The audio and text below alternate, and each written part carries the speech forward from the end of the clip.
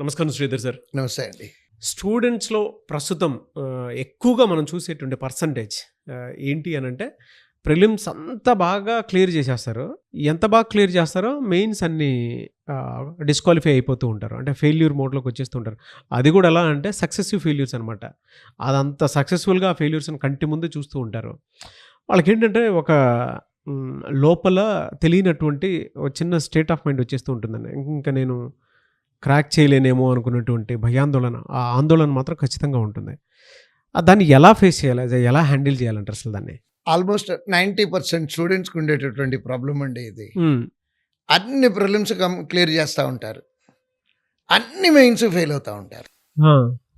So, దాంట్లో యాక్చువల్‌గా వాళ్ళు గమనించుకోవాల్సింది ఏంటంటే, ప్రిలిమినరీ ఎగ్జామ్ మోడ్ వేరు, మెయిన్స్ ఎగ్జామ్ మోడ్ వేరు. హ్మ్. ఎలా? ప్రిలిమినరీ ఎగ్జామ్ వచ్చేటప్పటికి 45 మినిట్స్ గానీ, 1 అవర్ గానీ ఉంటుందండి పబ్లిక్ సెక్టార్ ఎగ్జామ్స్‌లో. Okay sir. ఓకే. అది యాక్చువల్‌గా స్పీడ్ టెస్ట్ అండి. హ్మ్. బాగా ఎక్కువ నాలెడ్జ్ టెస్ట్ అయితే కాదది. అంటే నాలెడ్జ్ లేకుండా అయిపోతుందని నేను అంటలేదు. హ్మ్. స్పీడ్ ఉంటే క్లియర్ చేసేయచ్చండి. అంటే కొంచెం తక్కువ నాలెడ్జ్‌తో కూడా. Okay. But as it comes to mains exams speed కావాలి, నాలెడ్జ్ కావాలి. హ్మ్. ఆ 2.5 గంటలు కూర్చోగలిగే కెపాసిటీ కావాలండి. ఓకే. అంటే ఏంటంటే అది పిల్లలు చేసే మొట్టమొదటి తప్పు ఏంటంటేనండి, ప్రిలిమ్స్ అయిన తర్వాత మెయిన్స్‌కి ప్రిపేర్ అవుదాం అనుకుంటారు. అది ఫస్ట్ మిస్టేక్ అండి. ప్రిలిమ్స్ అయిన తర్వాత మెయిన్స్ అంటే ఇప్పుడున్న పరిస్థితుల్లో 10 డేస్ నుంచి 15 డేస్ మధ్యలో గ్యాప్ వస్తుందండి. హ్మ్. అంత సిలబస్ 10 నుంచి 15 రోజుల్లో వీళ్ళు చదవలేరండి. హ్మ్.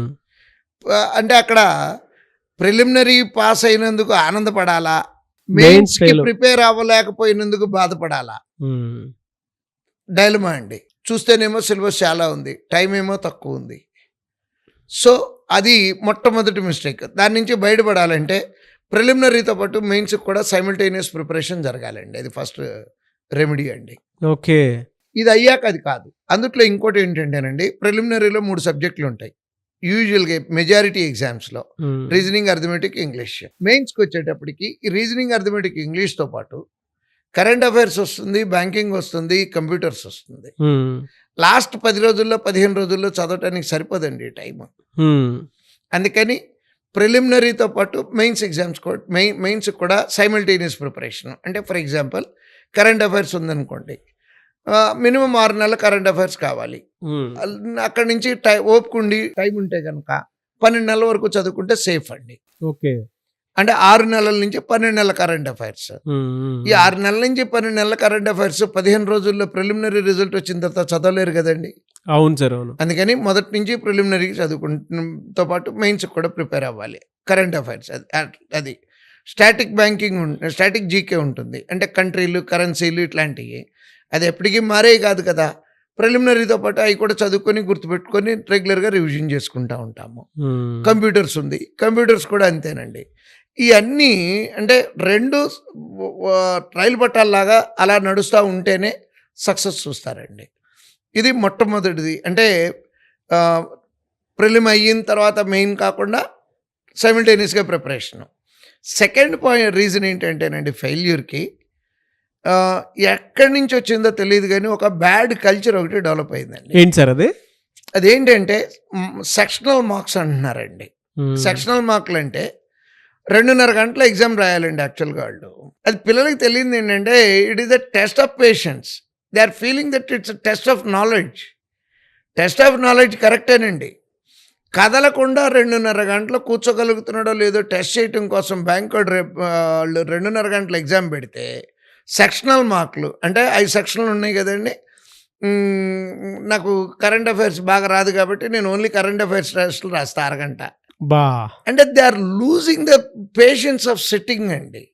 ఇప్పుడు బ్యాంక్‌లో ఉద్యోగానికి జాయిన్ అయితే 8 గంటలు కూర్చొని డ్యూటీ చేయాలి గదండీ! హ్మ్. బ్యాంకోళ్ళు ఆ టెస్ట్ చేస్తున్నారు అది తెలియట్లేదు పిల్లలకి. ఆ సెక్షనల్ మార్కులు రాయటమును సెక్షన్‌లో బాగొచ్చేస్తున్నాయి.